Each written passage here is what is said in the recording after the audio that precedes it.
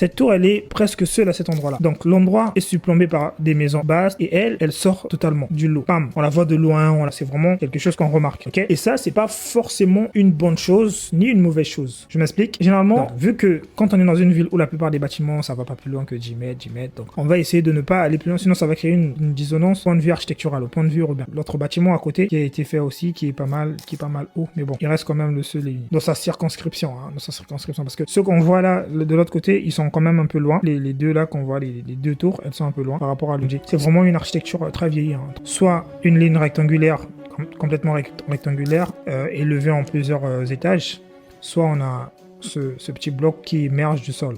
Bam. Mais le design, encore une fois, il est caractéristique d'être très ancien et pas assez moderne. Mais ce lieu, quand tu montes tout en haut de la tour, c'est un lieu à couper le souffle, mais vraiment à couper le souffle. Et quant à la vue sur la ville, c'est incroyable. Et donc, juste moi, ce que je disais, dans la